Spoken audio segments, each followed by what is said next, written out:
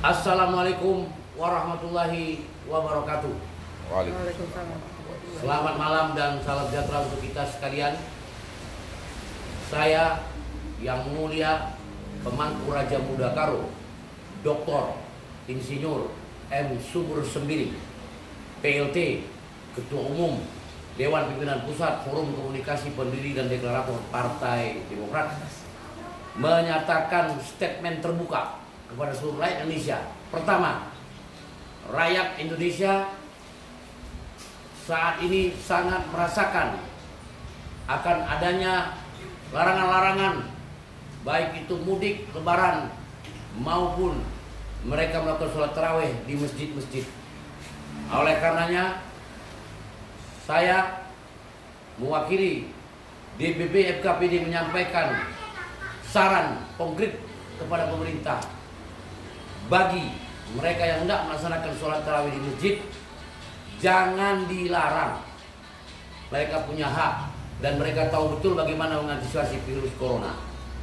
Kedua, saya himbau kepada pemerintah pusat berlaku akomodatif terhadap apa yang diminta oleh gubernur, 34 gubernur provinsi seluruh Indonesia, agar langkah-langkah mereka tegas dalam menyelesaikan masalah penyebaran virus corona.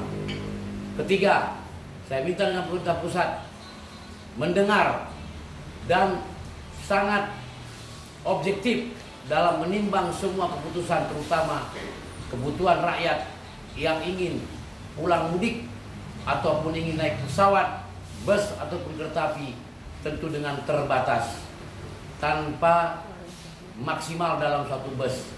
Misal satu bus berisi 50 orang, maka misalkan dalam satu bus 25 orang. Misal satu pesawat ada 150 orang, berisi 50 atau 75 orang. Tetap dijaga jarak antara 1 meter, 2 meter antara penumpang satu dengan penumpang yang lain. Bukan dihentikan. 4, menyangkut internal Partai Demokrat.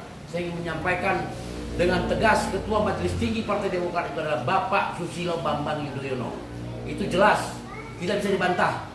Dan beliau sekaligus sebagai Ketua Umum Dewan Pimpinan Pusat Partai Demokrat periode 13 Mei berakhirnya.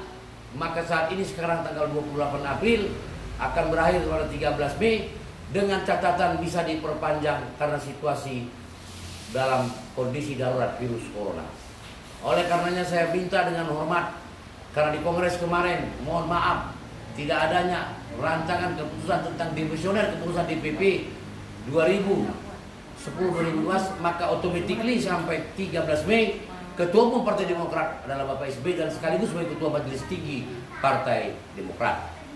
Kelima, yang terakhir saya sampaikan, khusus daerah timur Papua, ada tokoh nasional di sana, Bapak Hendrik Yance Udang, sebagai Ketua Umum Gerakan Cinta Indonesia, Gercin, layak dan sangat pantas diangkat, ditunjuk, di-SK-kan menjadi Wakil Sekjen DPP Partai Demokrat periode masa Pak SBY 27 April atau 28 April sampai dengan yang ditentukan waktu oleh pemerintah, batas akhir daripada SK keputusan minimal selambat-lambatnya 1 tahun melaksanakan kongres luar biasa.